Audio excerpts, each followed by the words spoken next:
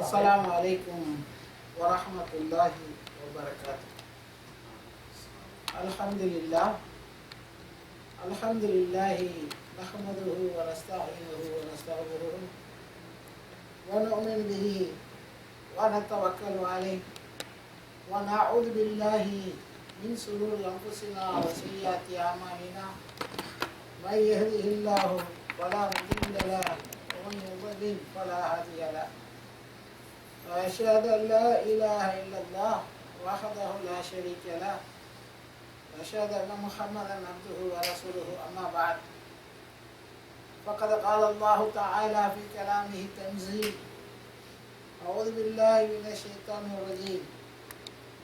ألا إن أولياء الله لا خوف عليهم ولا هم يحزنون الذين آمنوا وكانوا يتقون.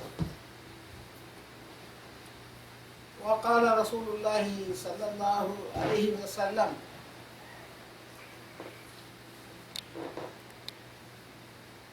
أنا خاتم الأنبياء.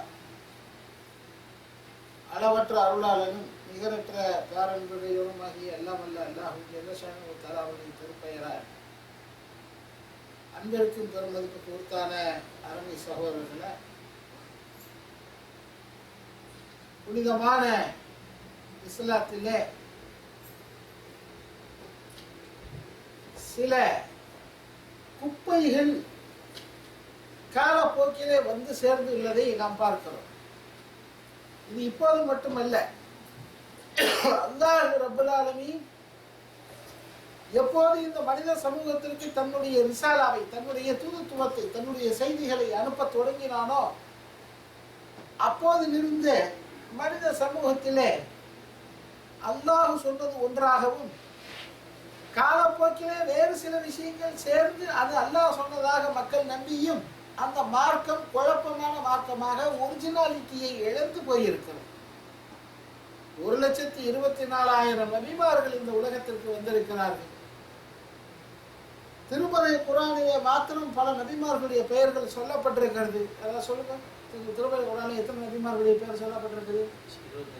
25 இறைத்துதர்களுடைய பெயர்கள் சொல்லப்பட்டிருக்கிறது. நான் உங்களுடைய சிந்தனைக்கு விருந்தாக ஒரு கேள்வியை வைக்கிறேன். அது என்னவென்றால், ஒரு நபி வந்துட்டாரு, அவர் ஒரு வேதத்தை கொண்டு வந்தார், அவர் மக்களுக்கு இறைவனுடைய செய்தியை சொன்னார். இந்த மாதிரி தொழுங்க, இந்த மாதிரி நோக்கு வைங்க, வணங்குங்கள், பாவம் செய்யாதீர்கள், இதெல்லாம் சொன்னாரு. சொல்லிட்டு அவர் மௌத்தாகிட்டாரு. அதுக்கப்புறம் இன்னொரு நபி வர வேண்டிய தேவை என்ன? இன்னொரு நபி வர வேண்டிய அவசியம் என்ன என்றால், காலப்போக்கில் என்ன ஆகும்னா, ஒரு நூற்றாண்டு 2 நூற்றாண்டு போனதற்கு பிறகு கொஞ்சம் கொஞ்சமாக என்ன செய்வார்கள், அதுல உள்ள அந்த மத தலைவர்கள் இருந்தார்களே, மத குருமார்கள், இந்த மத குருமார்கள் என்ன செய்வார்கள்னா, அவன் விருப்பத்துக்கு தோதாக எதையாவது ஒரு திட்ட உள்ள நுழைச்சு விட்டு, இதுவும் அந்த இஸ்லாத்தில் சேர்ந்ததுதான், இதுவும் இறைவனுடைய மார்க்கம்தான் என்று மக்களை நம்ப செய்து விடுவார்கள். காரணம், அவங்களுடைய சொந்த லாபத்துக்காக அதை செய்தார்கள். يكتبون بأيديهم ثم يقولون هذا من عند الله ليشتروا به ثمنا قليلا وويل لهم مما كتبت أيديهم وويل لهم مما يكسبون. தங்களுடைய கரங்களால் எழுதி வைத்துக் கொண்டு இந்த அல்லாஹ்விடமிருந்து வந்தது என்று பொய் உரைக்கின்றார்களே, அவர்கள் சொல்லுகின்ற அந்த பொய்யும் அதன் மூலமாக அவர்கள் மக்களிடத்தில் இருந்து திரட்டுகின்ற செல்வமும் பாவகரமானது, அதற்கு கேடு உண்டாகும் என்று திருமறை குர்ஆனிலே சூரத்துல் பக்ராவிலே அல்லாஹ் எச்சரிக்கை செய்கிறார். அருமை சகோதரர்களே, இந்த நிலை எல்லா இறைத்தூதர்களுடைய மார்க்கத்திலேயும் ஏற்பட்டது. ஆனால் நபிகள் பெருமானார் ஸல்லல்லாஹு அலைஹி வஸல்லம் அவர்களுக்கு அல்லாஹ் ரப்பல் ஆலமீன் இன்னொரு நபி வர வேண்டிய அவசியம் இல்லாத ஒரு சூழ்நிலையை உருவாக்கிவிட்டார். இன்னொரு நபி வர வேண்டிய அவசியம் இல்லை. ஏன்? இடையில ஏதாவது உள்ள நுழைஞ்சு நின்றாத்தானே இன்னொரு நபி வரணும். அதற்கு அல்லாஹ் செய்த மகத்தான ஒரு பெரிய ஏற்பாடு என்னவென்றால், ரசூலுல்லாஹ் சொல்றாங்க, எல்லா இறை தூதர்களும் அற்புதங்கள் கொடுக்கப்பட்டிருக்கிறார்கள். அல்லாஹ் எனக்கு தந்திருக்கக்கூடிய அற்புதம் ஒரே ஒரு அற்புதம் தான். அந்த அற்புதம் என்ன சொல்லுங்க? குர்ஆன். குர்ஆன். இந்த குர்ஆனிலே ஒரு சின்ன மாற்றம் கூட இல்லாமல், ஒரு புள்ளி மாறாமல், ஒரு எழுத்து மாறாமல், கியாம நாளின் கடைசி மனிதன் வரை அந்த குர்ஆன் நிற்கும். யாரும் இடையில வந்து ஒரு பிட்டை போட்டு விட்டு இது இஸ்லாத்தில் உள்ளது அப்படின்னா சொல்ல முடியாது. ஏன்னா எது இருக்கா இல்லையான்னு குர்ஆனை புரட்டி பார்க்கலாம். இந்த வசனத்திலே இத்தனாவது சூறாவிலே இந்த மாதிரி வந்திருக்குன்னு சொல்ல முடியாது. ஏன்னா குர்ஆன் பாதுகாக்கப்பட்டிருக்கிறது. அதை பாதுகாக்கிறதுக்கு அல்லாஹ் எப்படி ஏற்பாடு பண்ணி வச்சிருக்கான் தெரியுமா? மற்ற வேதங்கள் எல்லாம் ஏடுகளிலேயும் கற்பலகைகளிலேயும் பாதுகாக்கப்பட்ட நிலை மாறி திருமறை குர்ஆன் ஃபீ குலூபின் நாஸ் மனிதர்களுடைய இதயங்களிலே பாதுகாக்கப்பட்டிருக்கிறது. உலகத்தில் இருக்கக்கூடிய எந்த நூலாக இருந்தாலும் அந்த நூலை எல்லாவற்றையும் தீயிலே போட்டு எடுத்து விட்டால் மறுபடியும் அதை உண்டாக்குவது இயலாத காரியம். ஆனால் திருமறை குர்ஆனை இந்த உலகத்தில் இருக்கக்கூடிய எல்லா பிரதிகளையும் மொத்தமாக வாரி வளைத்து அள்ளி நெருப்புல போட்டு எடுத்தாலும் அடுத்த 10 நிமிஷத்துக்குள்ள என்ன செஞ்சிட முடியும்? மறுபடியும் குர்ஆனை நாம் எழுதிவிட முடியும். காரணம் என்ன? ஒவ்வொரு ஊர்லேயும் 600-700 ஹாபிஸுகள் இருக்கிறார்கள். ஓதுப்பா, நீ சூரத்து பக்கரா, நீ சூரத்து நிசா, நீ அன்பாலு, நீ அராஃப் சொல்லி டப் டப் டப் டப்னு எழுதி போடலாம். ஒரு எழுத்தும் ஆற முடியாது. மாற்றுவதற்கு முயற்சி எல்லாம் ஒரு காலத்தில் நடந்தது. அல்லாஹ் அவற்றை முறியடித்து விட்டார். குர்ஆன் சொன்னது இன் குன்தும் ஃபீ ரைபின் மிம்மா நஸல்னா அலா அப்தினா ஃபஅது பி சூரத்தின். இந்த குர்ஆன் அல்லாஹ்விடமிருந்து வந்தது என்பதிலே உங்களுக்கு சந்தேகம் இருக்குமானால் இது மாதிரி ஒரு சின்ன சூறாவை கொண்டு வாருங்கள் பார்க்கலாம் என்று சவால் விட்டது. அப்ப அந்த காலத்தில் இருந்த அரபு விற்பனர்கள், சொல்லேறு உழவர்கள், மிகுந்த ஞானவான்கள், அவர்கள் எல்லாம் சேர்ந்து ஒரு சூறாவை எழுதினார்கள். என்ன சூறா? அல்ஃபீல் மல்ஃபீல் வமா அதராக்க மல்ஃபீல் லஹு குர்துமுன் தவீல். இந்த அல்காரியான ஒரு சூறா வருதுல்ல, அது மாதிரி எழுதி கொண்டு வந்து காபத்துல்லாவிலே தொங்கப்பட்டார்கள். அப்ப அல்லாஹ்வுடைய தூதர்கள் என்னப்பா இது கொண்டு வர முடியாதுன்னு சொன்னீங்க, எழுதிட்டோமே நாங்க. என்ன அர்த்தம்? ஃபீல் தான் என்னது அரபியில? யானை. அல் ஃபீல் மல் ஃபீல், யானை. யானை என்றால் உமக்கு என்ன ஒன்று தெரியுமா? லஹு குர்துமுன் தவீல், அதற்கு நீண்ட தும்பிக்கை இருக்கு. ஏப்பா இது யாருக்கு தெரியாது? துனியாவில் அவ்வளவு பேருக்கும் தெரியுமே. அல்லாஹ் சொல்லக்கூடிய இதே வாசனத்தை எப்படி அல்காரியா மல்காரியா உமாதராக்க மல்காரியா யௌம யகூனுன் நாஸ், அதெல்லாம் நாளைக்கு நடக்க போற செய்தி, இதுவரை எவனும் பார்த்தது கிடையாது. அந்த மாதிரி செய்தி இருந்தால் எழுதி போடு. அப்படியே அதை பிடிக்கிட்டு ஓடிட்டாங்க. இன்னொரு காலகட்டத்தில் சில உலமாக்களிடத்திலே ஒரு சாரார் வந்தார்கள். அவர்கள் என்ன சொன்னார்கள் என்றால், திருமறை குர்ஆனிலே எங்களை பற்றி அல்லாஹ் கொஞ்சம் கேவலமாக பேசியிருக்கிறார். மூசா அலைஹிஸ்ஸலாமும் ஹில்ர் நபியும் ஒரு கடற்பிரயாணம் செய்தார்கள். இந்த வரலாறு உங்களுக்கு தெரியும். சூரத்துல் கஹ்ஃபிலே அல்லாஹ் சொன்னான். அவர்கள் இருவரும் வந்து ஒரு ஊரில் வந்து இரவுல ஒரு பள்ளிவாசலில் தங்கி இருக்கிறார்கள். சாப்பாட்டுக்கு ஒன்றும் இல்லை. அப்போ அந்த காலத்தில் ஹோட்டல்லாம் இல்லாத காலம், தர்மசாலைகள் இல்லாத காலம். யாராவது ஊர்க்காரங்க பார்த்து ஏதாவது 2 குப்ஸு ரொட்டிக்கிட்டு கொடுத்தா உண்டு, இல்லைண்டாக்கா குளிரில் கிடந்து சாவணும். இப்படியான ஒரு சூழ்நிலையில அல்லாஹ் அதை பற்றி குர்ஆனில் சொல்லுகிற போது ஃபஅபவ் ஐயுதைஃபுஹுமா, அவ்விருவருக்கும் அவர்கள் உணவு கொடுக்க மறுத்து விட்டார்கள் அப்படின்னு சொல்றான். அந்தாக்கியா என்று ஒரு ஊர். அந்த ஊர்க்காரங்க அவங்க எல்லாம் என்ன செஞ்சாங்க? ஏகப்பட்ட பரிசு பொருள்கள்லாம் கொண்டுகிட்டு வந்து உலமா பெருமக்களிடத்துல வந்து சொன்னார்கள், நீங்க ஒன்றும் செய்ய வேண்டியதில்லை. ஃபஅபவ் ஐயுதைஃபுஹுமா, அவ்விருவருக்கும் விருந்தளிக்கு இந்த ஊர்க்காரர்கள் மறுத்து விட்டார்கள். அல்லாஹ் சொல்றாங்கல்ல, அந்த அபவுங்கிற வார்த்தை வருதுல்ல, அதுல வந்து கீழே பேக்கி ஒரு புள்ளி இருக்கு. அந்த புள்ளியத்துக்கு மேல வச்சு கூட ஒரு புள்ளி வச்சு இது மட்டும் செஞ்சா போதும். என்ன ஆகும் தெரியுமா? அவ்விருவருக்கு அவர்கள் உணவு உண்பதற்காக ஓடோடி வந்தார்கள் அப்படின்னு மாறி உலமாக்கள் சொன்னார்கள். அந்த சொல்லியை வச்சுக்கிறாரு, ஒரு புள்ளி கூட மாறாது. குர்ஆன் வெந்நீர் தான் நல்லா இருக்கும்.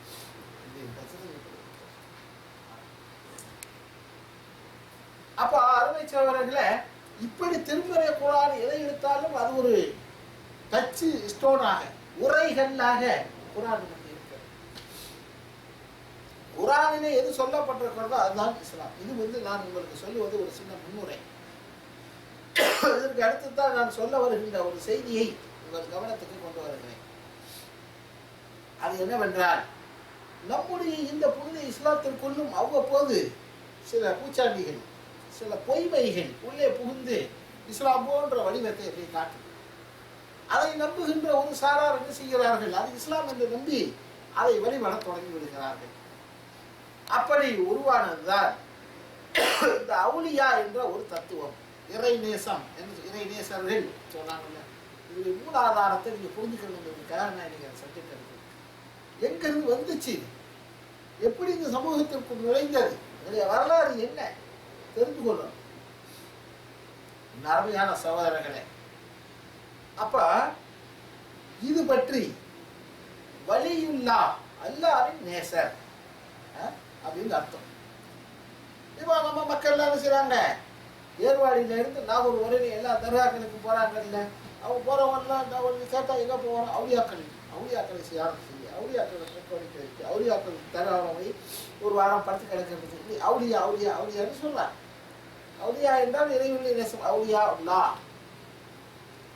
அவுளியாக்கள் என்றால் யார் என்று குர்ஆனை புரட்டி பார்த்தோமே, ஆனால் அல்லாஹ் தெளிவாக சொல்லுகிறார்.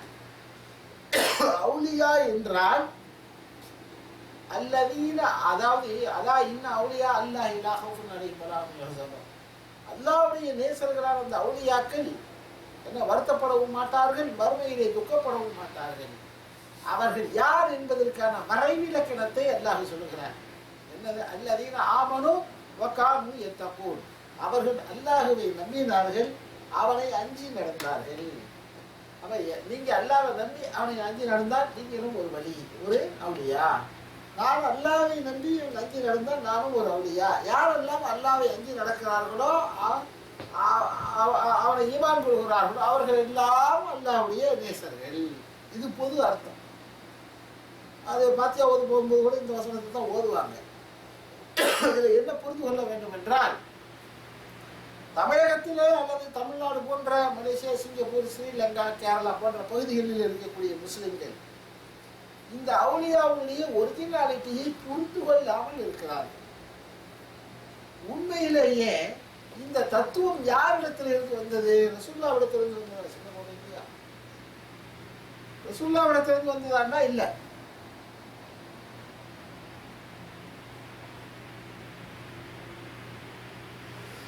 எப்படி வந்தது? அருமை சகோதரர்களே, முகலாயருடைய ஆட்சி காலத்துல ஷியாக்கள் இருந்தார்களே, அதாவது 2வது நூற்றாண்டிலேயே இது பரவ ஆரம்பிச்சிருச்சு. ஹிஜ்ரி 2வது நூற்றாண்டில் இந்த ஷியாக்கள் தான் இந்த தத்துவத்தை உலகத்திற்கு முதலாக சொன்னவர்கள். ஹாரிஜியாக்கள் என்று அவர்களை முதலில் சொல்லுவார்கள். இப்ப அவங்களே 6 பிரிவு இருக்கிறாங்க, ஜாஃபரியா. இந்த ஷியாக்களிடத்திலே இந்த தத்துவம் எப்படி உருவானது என்று நீங்கள் பார்த்தீர்களே ஆனால், மதீனாவிலே நபிகள் பெருமானார் ஸல்லல்லாஹு அலைஹி வஸல்லம் மரணத்திற்கு பிறகு அபூபக்கர் சித்திக் ரலியல்லாஹு தஆலா அன்ஹு அவர்கள் கலீஃபாவாக வாழ்ந்த காலத்திலே வெளியூரிலே இருந்து மதீனாவிலே ஒருவன் வந்து குடியேறினான். அவனுடைய பெயர் அப்துல்லா பின் சபா. இந்த அப்துல்லா பின் சபா என்பவன் நான் முஸ்லிம் என்று சொன்னான்.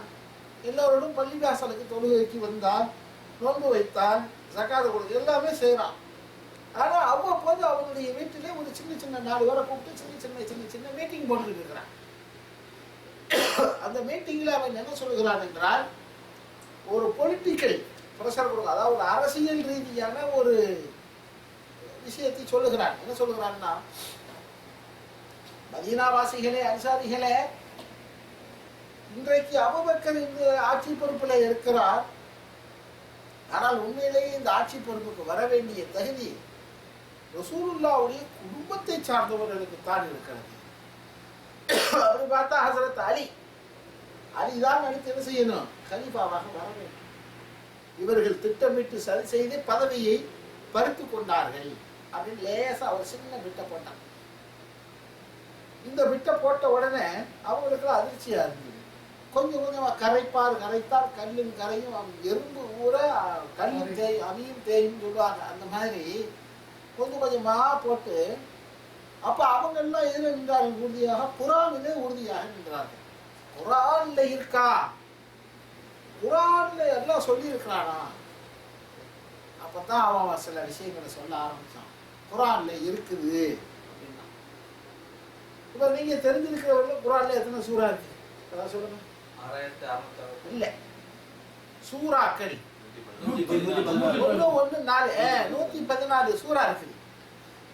இந்த அப்துல்லாஹ் இப்னு சபா அந்த காலத்துல அவங்களை சுற்றி இருந்த மக்களிடத்துல அவங்க என்ன சொன்னாங்க தெரியுமா? உண்மையிலே குர்ஆனிலே 115 சூறாக்கள் உண்டு. 115 சூறா, 114 இல்லை, எக்ஸ்ட்ரா இன்னொரு சூறா இருக்கு. மக்கள்லாம் கேட்டார்கள், அப்படியானா அது என்ன சூறா? அவங்க சொன்னா அந்த சூறாவுக்கு பெயர் சூரத்துல் விலாயா. விலாயான்னா வலியை பற்றி பேசுகின்ற சூறா. அப்படியா? இவங்க கேள்விப்பட்டதே இல்லையே, மறைத்து விட்டார்கள். அப்படின்னா அந்த சூறா எப்படி இருக்கும்? அது சூரத்துல் ஃபாத்திஹா மாதிரி 7 வசனங்களை கொண்டது அப்படின்ட்டு அவர் 2-3 வசனத்தை ஓதி காட்டுறான். என்ன ஓதுறான்? யா அய்யுஹல்லதீன ஆமனூ, மூமின்களே, ஆமினு பின் நபி வ பில் வலியில்லதி பாஸனாஹுமா, அதாவது நீங்கள் இந்த நபியையும் இந்த வலியையும் நீங்கள் ஈமான் கொள்ளுங்கள், அவ்விருவரையும் நாம் தான் அனுப்பி வைத்தோம் அப்படின்னு அண்ணா குர்ஆன்ல சொல்றான்ப்பா. அப்ப நீங்க என்ன புரிஞ்சுக்கணும்? மக்கள் என்ன புரிஞ்சிருக்காங்கன்னா, நம்ம தமிழகத்தில் இருக்கக்கூடிய மக்கள் அவுலியான்னா யாருன்னா, தொழுது வணங்கி இபாதத்து செஞ்சு அல்லாஹ்வுடைய நேசத்தை பெற்ற அவுலியாவா போறாங்க புரிஞ்சிருக்கிறாங்கல்ல. அது அல்ல, தப்பா புரிஞ்சிருக்கிறாங்க. அவங்க எல்லாம் ஒரிஜினாலிட்டி அவுலியாவை வந்து மக்கள் இன்னும் புரிஞ்சுக்கல. அவங்க எல்லாம் ஒரிஜினாலிட்டி அவுலியாவுடைய தன்மை என்ன அப்படின்னு கேட்டீங்கன்னா, அது அல்லாஹ் கொடுக்குற ஒரு போஸ்டிங். ஒருத்தர் நபியாகிறாருன்னு வச்சிருக்காரு, ரசூல் ஸல்லல்லாஹு அலைஹி வஸல்லம் நபியானாங்க. கடுமையான முயற்சி செய்து தவம் இருந்து முயற்சி பண்ணி அது பண்ணி இது பண்ணி நபியா போனாங்க. அது வந்து உழைப்பால் சம்பாதிக்கக்கூடியதல்ல. அல்லாஹ் கூப்பிட்டு நீ நபி அப்படின்னு அவன் தேர்ந்தெடுக்கிறான். அது மாதிரி அல்லாஹ் ரப்பல் ஆலமீன் ஒரு வலியையும் சேர்த்துத்தான் இந்த பூமிக்கு அனுப்பினார். நபி மட்டும் வந்ததாக நீங்கள் கருதாதீர்கள் அப்படின்னு ஒரு திட்டம் போட்டாங்க. அவங்கெல்லாம் ஆச்சரியமா போச்சு. அப்படியா? நாங்க இத்தனை நாள் நபி மட்டும் போதும்னு இருக்கிறோம். வலின்னு ஒரு பட்டம் இருக்குதுப்பா, அந்த பட்டத்தையும் அல்லாஹ் தான் கொடுக்கிறான். அவரும் நம்மளை மரத்தை வாழ்ந்துட்டு இருக்கிறார், வெளியே சொல்ல மாட்டார். மக்கள் கேட்டார்கள், அப்படியானால் இந்த வலி யார்? அந்த சூரத்து விலாயாவில் 7வது வசனத்துல என்ன சொல்றான்? ஒரு வசனம் சொல்றான், இதோ இருக்கிறாரே அலி, அவர் தான் அல்லாஹ்வால் அனுப்பப்பட்ட வலி. நல்லா புரிஞ்சுக்கணும். இது தொழுது வணங்கி இபாதத்து செஞ்சு வந்தா போய்தான் சிறப்பல்ல. அல்லாஹ் என்ன செய்யுது? அவரை வலி 2 போஸ்ட் இருக்குது. ஒரு போஸ்ட் நுபுவத்து நபித்துவம், இன்னொரு போஸ்ட் அவுலியா தன்மை. இந்த அவுலியா தன்மைக்கு அலியை அல்லாஹ் அனுப்பினார். இந்த கருத்தாக்கம் கொஞ்சம் லேசாக பரவ தொடங்கியது. அதுக்கப்புறம் அவன் என்ன செஞ்சான்? வலிக்கு உள்ள தன்மைகளை எல்லாம் வரமா சொன்னான். சொல்லுவோம், இன்றைக்கும் ஷியாக்கள் அவர்களுடைய பள்ளிவாசலில் பாங்கு சொல்வதை நீங்கள் கேட்டிருக்கிறீர்களா? அஷ்ஹது அன்ன முஹம்மது ரசூலுல்லாஹ் சொல்லிட்டு அடுத்து என்ன சொல்லுவாங்க? அஷ்ஹது அன்ன அலியன் வலியுல்லாஹ். அவங்க பாங்கிலேயே அந்த அலியானவர் வலி என்று நான் சாட்சி சொல்லுகிறேன் அப்படின்னு இன்னைக்கு சொல்றாங்க. அந்த கத்தி சிஹாத்தி அலியால் நாளைக்கு கேட்டு பார்த்தீங்கன்னா அவங்க பாங்கில் அது மாதிரி சொல்றாங்க. அல்லது ரேடியோவில் கேட்டீங்கன்னா ஈரானில் சொல்லக்கூடிய பேங்கில் இந்த வாசகம் ரொம்ப தெளிவாக சொல்லுவாங்க. அப்போ நீங்கள் என்ன புரிஞ்சு கொள்ளணும்னா, இந்த ஷியாக்கள் வலித்தன்மையை முயற்சியால் அடைந்தார்கள் என்று சொல்லாமல் அது அல்லாஹ்வால் அவர்கள் நியமிக்கப்படுகிறார்கள் என்று சொன்னதோடு மட்டுமல்ல, அந்த வலிக்குரிய சிறப்பு தன்மைகளையும் சொன்னார்கள். அது என்னன்னு கேட்டா, இந்த ரசூல் இருக்கிறாரே, இவருக்கு ஜிப்ரீல் வந்து செய்தி சொன்னால்தான் தெரியும். ஆனால் வலி அப்படி அல்ல. ஜிப்ரீல் எங்கிருந்து எந்த லவ்ஹுல் மஹ்ஃபூஸ் என்ற பலகையிலிருந்து செய்தியை எடுக்கிறாரோ அங்க நேரடியா போய் இவங்க எடுத்துக்கலாம். இந்த உலகத்துல வாழுகிற போது மறைவான செய்திகள் எல்லாம் நபிக்கு தெரியாது. ஆனால் வலிக்கு என்ன செய்யும் தெரியும். எங்கிருந்து நீங்கள் கூப்பிட்டாலும் அவர் கேட்பார் அப்படின்னு அவருக்கு பல தன்மைகள் கொடுத்தார்கள். ஒரு சின்ன குழப்பம் ஏற்பட்டுச்சு. அப்ப இன்னைக்கு வரைக்கும் ஷியாக்களுடைய கொள்கை என்னவென்றால், சஹாபாக்கள் எத்தனை பேர் இருக்கிறாங்க, ஆனால் அவர்கள் மொத்தமே அவரை சல்மான் ஃபாரிசி உட்பட ஹஜ்ரத் அலி உட்பட மொத்தமே வெறும் 6 சஹாபாக்களின் ஹதீசுகளை மட்டும்தான் எடுப்பார்கள். அபூபக்கர், உமர், அப்துல்லா இப்னு ரவாஹா இப்னு அந்த எல்லாம் வரது தனி இவெல்லாம் கணக்கில் சேர்க்காது. இவங்க எல்லாம் துரோகி. ஒரிஜினல் முஸ்லிம்கள் இந்த 6 பேர் மட்டும்தான் என்பது இன்று வரை அவர்களுடைய நம்பிக்கையின் கொள்கை. அந்த அடிப்படையில் வலி என்ற ஒரு சித்திரத்தை உருவாக்கினார்கள். இந்த வலி என்ற அந்த தன்மையானது அலியுடைய பரம்பரையில் உள்ளவர்களுக்கு தான் அல்லாஹ் கொடுப்பார் என்றும் சொன்னார்கள். மிக அந்த நம்பிக்கை இருக்குது. எப்படின்னா, நீங்க நம்ம ஊர்ல மக்களுக்கு இன்னும் அந்த விஷயங்கள் தெரியாது.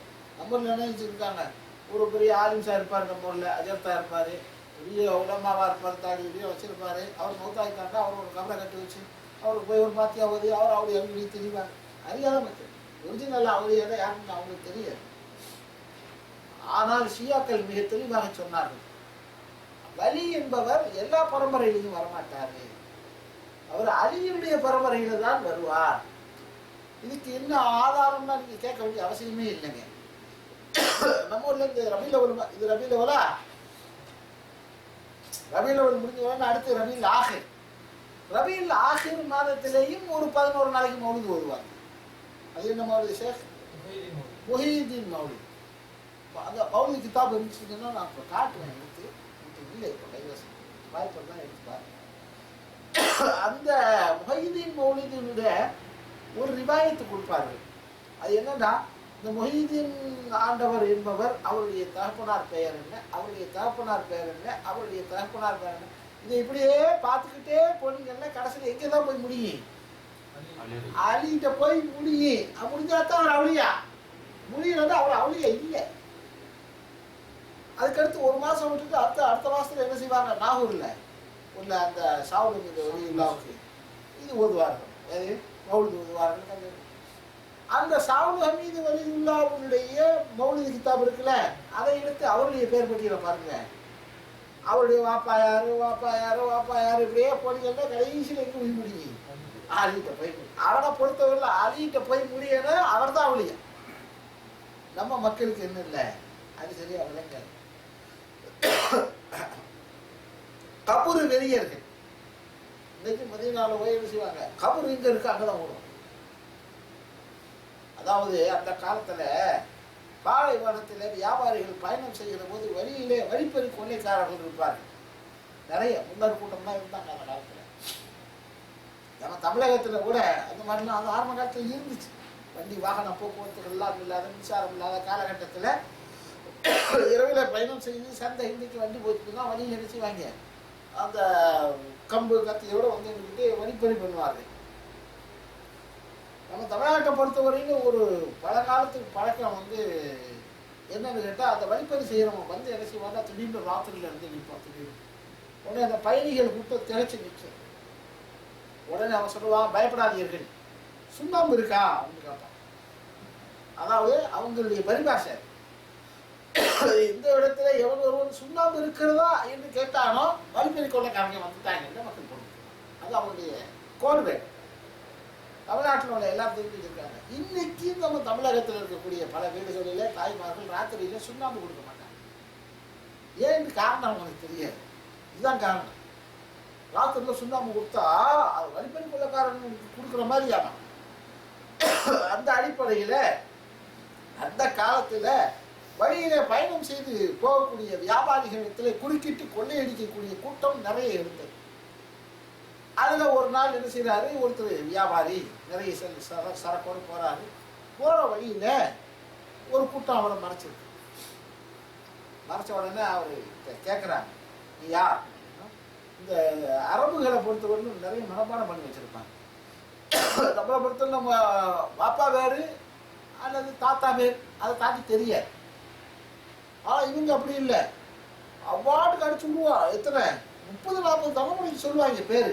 முகமது பண்ண, அகமது பண்ண, செய்தி பண்ண, அப்படி இப்படி எப்படி எப்படின்னு சொல்லி அவங்க போய் சொல்லுவாங்க.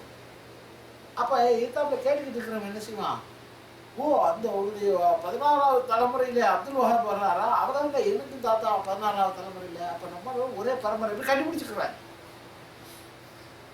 அந்த மாதிரி இவரை கேட்குறாங்க, நீ எந்த வகையை சேர்ந்தவர்? அவர் சொல்றாரு, நான் அலி பரம்பரையை சேர்ந்தவர். என்னது அலி? அவங்க ஹார்ஜியாக்கள். ஹார்ஜியாக்கள் ஷியாக்கள். அலி பரம்பரையா? அலிங்கப்பா அவளியா பரம்பரை? வாங்க வாங்க வாங்க கொண்டு போய் அவரை செக் பண்ணி ஒரு அலி பரம்பரை தான் சுத்தமாக தெரிஞ்சுக்கிறதுக்கு பிறகு ஒரு கூடாரத்தில் ஒன்று தங்க வச்சு நல்ல சாப்பாடு போக்குவரத்துக்கெல்லாம் கொடுத்து நல்லா கவனிச்சான்னு கூப்பிட்டாங்க. இவருக்கு ரொம்ப சந்தோஷமா போச்சு. வரிப்பறி கொள்ளக்காரன் நம்மள்கிட்ட வந்து ஒரு சீராக நடந்து கொள்கிறான். அதுல இருந்து அவர் என்ன செய்யறதுன்னா, அவன் கூப்பிட்டா கூப்பிடாவிட்டாலும் சரி அவரெல்லாம் போயிடுறது. நல்ல சாப்பாடு தண்ணி வெண்ணி எல்லாம் கொடுத்து தங்க வச்சு போக சொல்லுவாங்க. இதெல்லாம் நடந்துக்கிருந்துச்சு. ஒரு நாள் தலைமையில் அவர் வந்தார். வந்து நல்ல சந்தோஷமா வந்து இருந்தாரு. அன்னைக்கு அவருக்கு ஏகப்பட்ட கவனிப்பு. மற்ற நாட்களை விட அன்றைய தினம் நல்ல சாப்பாடு, ஒட்டகை இறைச்சி அது இதெல்லாம் கொடுத்து சந்தோஷமா படுக்க விட்டு சந்தானம் பூசி தடவி படுக்க வச்சுட்டாங்க. அவர் படுத்துட்டார். கொஞ்ச நேரத்துக்குள்ள அந்த கூடாரத்துக்குள்ள ஒரு ஆள் வந்தான். அந்த கூட்டத்தை சேர்ந்தார். வந்து கேட்டார், இவரு என்னப்பா செய்தி? இல்லை, உங்களுக்கு ஒரு முக்கியமான செய்தி நான் சொல்ல வேண்டியிருக்குது, எனக்கு ஏதாவது பரிசு தருவீங்களா? நீ என்ன கேட்டாலும் தர்றேன். என்ன முக்கியமான செய்தி? அது என்னன்னு கேட்டீங்கன்னா, இன்னைக்கு ராத்திரி உங்களை கொல்ல போறாங்க. அந்த ஆளுக்கு அப்படியே கண்குலாம் பிடிச்சி போச்சு. நான் என்னடா பாவம் பண்ணேன், என்ன எதுக்குடா கொல்ல போறாங்க அப்படின்னா. அப்ப அந்த ஆள் சொல்லியிருக்கேன், அதாவது சாதாரணமா வாரத்துல வியாழக்கிழமை ஆச்சுன்னா வெள்ளிக்கிழமை ராவும் நாங்கள் தர்காவுக்கு போவோம். அவுளியாவுடைய இடத்துக்கு போவோம். பக்கத்து ஊர்ல தான் அந்த அவுளியா இருக்கார். அவர் அலி பரம்பரையை சேர்ந்தவர். போன வாரம் எங்களுக்கு அந்த ஊர்க்காரங்களுக்கு ஒரு சின்ன பிரச்சனை இல்லை, அடி வெட்டு கொடுத்து தகராறா போச்சு. அதனால எங்களை அந்த ஊருக்குள்ள வரக்கூடாதுன்னு இருக்காங்க. நாங்கள் போக முடியாது. இன்னைக்கு புதனாச்சு, நாளைக்கு வியாழக்கிழமை நாங்கள் எங்கேயாவது ஒரு அலி பரம்பரையை சேர்ந்த ஒரு அவுளியாட்ட நாங்கள் போய் ஆகணும். இன்னைக்கு சூழ்நிலைக்கு லட்டு மாதிரி கையில் எங்களுக்கு இருக்கிறது நீங்க ஒரு ஆட்கள். ஏன்னா நீங்க யாரு? அலி பரம்பரை. ஆமா, அதனால இன்னைக்கு உங்க சோழியை முடிச்சு அடக்கிட்டோம்னாக்க நாளைக்கு நாங்க வந்து உங்களுக்கு பார்த்து வேலை போச்சிருவோம். அவன் யாரை கொள்றான், யாரை பொழுது வைக்கிறாங்கிறதுலாம் முக்கியம். அவனுக்கு தேவை அலி பரம்பரையில ஒரு கை கவர் இருக்கும். இதுதான் ஷியா கொள்கை. அவர்களுடைய நம்பிக்கையின்படி அவர்கள் என்ன சொல்கிறார்கள் என்றால், நபிக்கு தெரியாத விஷயம், அதாவது நபி வந்து ஒரு குறிப்பிட்ட காலத்தோடு மௌத்தாகி விடுவார். அதற்கு பிறகு பல காலங்கள் அடுத்தடுத்து வலிகள் என்ன செய்வார்கள், வந்து கொண்டிருப்பார்கள். அவுளியாக்கள் வந்து கொண்டிருப்பார்கள். அந்த அவுளியாக்களுக்கு எல்லாமே தெரியும். என்ன தெரியும்? நேற்று நடந்தது தெரியும், இன்றைக்கு நடப்பது தெரியும், நாளை நடக்கப் போவது தெரியும். இது வந்து ஏனோதான வார்த்தை இல்லை. யாரு? அப்துல் காதர் ஜிலானியுடைய மௌலிதிலேயும் எழுதி வச்சிருக்கான். அப்துல் காதர் ஜிலானி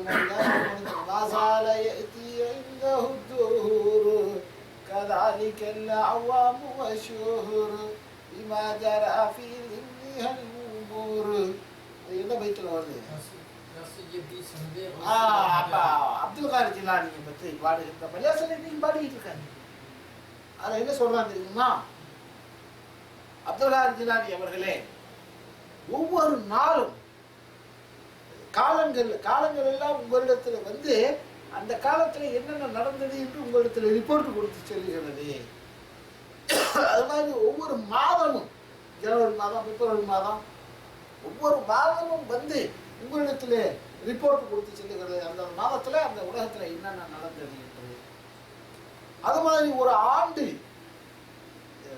மாதம் தான் 12 மாசம் எழுதிட்டு போயிடுச்சு. அப்புறம் ஒரு வருஷம் எடுத்துக்கு வந்து சொல்றேன். அதெல்லாம் யோசிக்கிறது.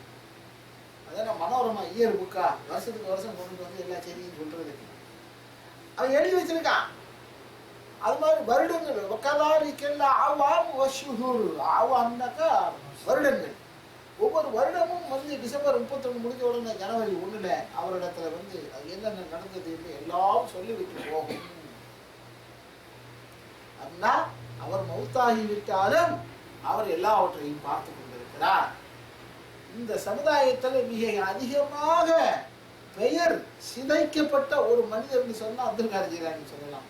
அவர் பாவம் 4 கல்யாணம் முடிச்சு ஒரு 10-15 பிள்ளைகளை பெற்று பெரிய கல்வி மாநாகத்தில் இருந்து பக்தாதில் இருந்து பக்தாதிலேயே பெரிய கல்வி சாலையை வச்சு பெரிய துணி வியாபாரம் செஞ்சு வியாபாரியாக இருந்து பெரிய மார்க்க ஞானியாக இருந்து எத்தனை புஸ்தகம் புத்தூகல்தை அவர் எழுதின புஸ்தகங்கள் அவ்வளவு அருமையான மார்க்க நூல்களை எல்லாம் எழுதி ஒரு உயர்ந்த தர்ஜாவில் இருக்கிற அவரை ஒரு ஜின்ன பிடிச்சி கூஜாக்குள்ள அழைப்பா பேய் விசாசுகளை எல்லாம் அவர் மந்திரவாதி ரேஞ்சுக்கு கொண்டு வந்து இறக்கி நம்ம சமுதாய மக்கள். இன்னைக்கு எங்க பகுதிகளில் பள்ளிவாசல்ல போய் ஏதாவது சொல்லுமா இருந்தா மதினாண்டவங்க பள்ளிவாசல் இருந்துட்டு என்ன கத்துறீங்க அப்படின்னு. பள்ளிவாசலையே என்னன்னு சொல்றான் மதினாண்டவங்க பள்ளிவாசல் அல்லாஹ்வுடைய பள்ளி இல்லை. அப்ப மக்கள் வந்து அந்த அளவுக்கு அந்த அப்துல் காதர் ஜீலானி நேசிக்கிறார்கள். அவர் இந்தியாவுக்கு வந்ததும் இல்லை, உங்க ஊரையும் எங்க ஊரையும் பார்த்ததும் இல்லை. ஓட்டான் குண்டு அமெரிக்காக்காரன் அந்த குண்டையே ஒன்றும் பண்ண முடியாம அவர் கபர் இருக்கிற இடம்லாம் செதறி போச்சு. எங்க பந்தாரில் நம்ம அதையே அவரால் ஒன்றும் பண்ண முடியல. அப்போ மௌத்தாகிவிட்ட ஒரு மனிதரை இந்த அவுலியாக்களுடைய பட்டியலில் கொண்டு வந்து சேர்த்து இவருக்கு நபியை விட மகத்தான தகுதி இருக்கிறது என்று சொல்லி ஒரு தவறான நம்பிக்கையை இந்த சமுதாயத்திலே ஷியாக்கள் உருவாக்கினார்கள். இதுதான் அவுலியாக்கள் என்ற தத்துவம் இந்த சமுதாயத்திலே உருவானதற்கான அடிப்படை காரணம். நீ அவங்கள 10 பேர் கோஷ்டி ஆயிட்டான், அது தனி விஷயம். ஆனால் நம்முடைய மக்களிடத்திலே அதுவும் குறிப்பாக தாய்மார்களிடத்திலே சரியான மார்க்க விளக்கம் இல்லாத காரணத்தால் இத்தகைய மூட நம்பிக்கைகளிலே ஊறி போய் இருக்கக்கூடிய தாய்மார்கள் தங்கள் வீட்டு குழந்தைகளுக்கு ஏதாவது உடம்பு சரியில்லைன்னா உடனே துண்டுல என்ன செய்யறது, அது இந்த துண்டை மஞ்சள்ல நினைச்சு அதில் ஒரு காரவாயை முடிச்சு போட்டு அவர் என்ன பிச்சை எடுத்துருக்காரு காரவாய் முடிச்சு போட்டு அதை கட்டி வச்சிருவாங்க. என்னது இது அவங்க. அப்புறம் பார்த்தா இன்னொரு குரூப்பு, ஆஹா இப்படி நிறைய நேத்திக்கடை வீடு வீடா துண்டு போட்டு இருக்கு, நம்ம போனா கலெக்ஷன் பெருசா இருக்குன்னு சொல்லிட்டு சடப்பக்கிருசான்னு ஒரு குரூப் வந்தாங்க. தஞ்சாவூர் மாவட்டத்துல பயங்கரமான வரவேற்பு அவங்களுக்கு. நாங்கள் கூத்தாநல்லூர்ல படிக்கிற காலத்துல அங்கிருந்து ஒன்றும் ஒரு பெரிய சங்கு ஒன்று வச்சிருக்கோம். ஓடி ஊடுவாங்க. ஒவ்வொரு வீட்லையும் நீ எங்க வீட்டுக்கு வாங்க உங்க வீட்டுக்கு வாங்கன்னு கூப்பிடுவாங்க. ஒரு வீட்டில் அப்படியே கையை நினைச்சிட்டு வருவாங்க.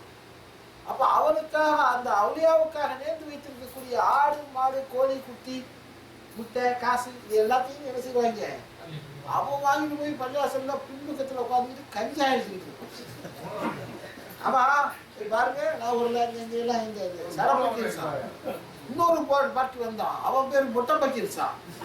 எல்லாரும் மொட்டையை போட்டுக்கிட்டு வருவான், இருக்கிறவங்க கூட மொட்டை அடிக்கிறதுக்கு.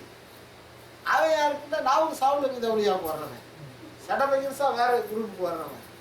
அப்ப இப்படி என்ன அவங்களெல்லாம் பார்த்து என்ன ஆள இந்த சுகரு அது அவங்களுக்குலாம் வராது போடுறது. சாப்பாடு எப்படி சாப்பாடு ஒரு ரவுண்டுக்கு வந்துட்டு போனாங்கன்னு சொன்னா அப்படியே மினுமினு சினிமா நடிகை மாதிரி தளதளன்னு இருப்பாங்க, மேக்கப் போடாமலேயே.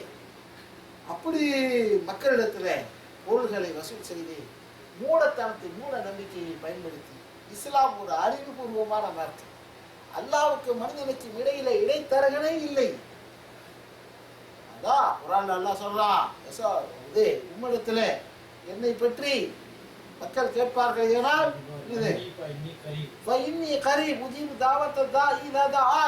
நான் ஒவ்வொரு அடியானோடும் நெருக்கமாக இருக்கிறேன், என்னை கூப்பிட்டால் ஏன் என்று நான் கேட்கிறேன் அப்படின்னு அல்லாஹ் நமக்கு உத்தரவாதம் கொடுத்திருக்கிறான்.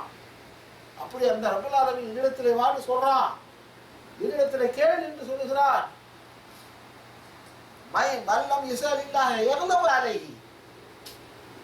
யார் அல்லாஹ்விடத்திலே கேட்காமல் இருக்கிறானோ அவன் மீது அல்லாஹ் கோபப்படுகிறான். நம்ம முதலாளிமாரெல்லாம் கேட்டாதான் கோபப்படுவாங்க, ஆனா அல்லாஹ் என்ன செய்வான், கேட்கலன்னா கோபப்படுறான். என்னிடத்துல ஏன் நீ கேட்கவில்லை? அருமை சகோதரர்களே, இவ்வளவு நெருக்கத்திலே உலகை படைத்த அந்த எஜமானன் நமக்கு வாரி வழங்குவதற்கு தயாராக இருக்கிறார். ஆனால் நம்முடைய சமுதாயம் அந்தோ பரிதாபம், கை சேதம், அவர்கள் கபறுகளிலே போய் கையேந்தி கொண்டிருக்கிறார்கள். இந்த உண்மைகளை எல்லாம் நாம் முதலிலே தாய்மார்களிடத்தில் சொல்ல வேண்டும். ஆண்கள் கூட அவ்வளவு இல்லை, பெண்கள் தான் என்ன செய்யறாங்க, அதிக அளவில் நேர்ச்சை செய்து அதிக அளவில் இந்த மாதிரி தராக்களுக்கு செல்வதும் வருவதும். இங்கிருந்து போகக்கூடிய சவுதியிலே இவ்வளவு அறிவு செல்வங்கள் வாரம் எங்கே பார்த்தாலும் பயானி எல்லாம் கொடுத்து எல்லாத்தையும் கேட்டு நம்ம மக்களை ஊருக்கு போன உடனே கொண்டாடுமுறையெல்லாம் கூட்டிகிட்டு ஒரு ரவுண்ட் அப்படியே நாகூர் போயிட்டு வந்தாங்க. போயிட்டு வந்துட்டு தான் பிறகு சவுதிக்கு திரும்ப வருது. நீ எங்கே போனாலும் நீ உழைச்சி கஷ்டப்பட்டு குளிர்ந்து வெயில் வேண்டி சம்பாதிச்சா தான் உனக்கு காசு. அவர் உனக்கு என்ன பண்ணாரு, சுனாமி வந்துச்சு.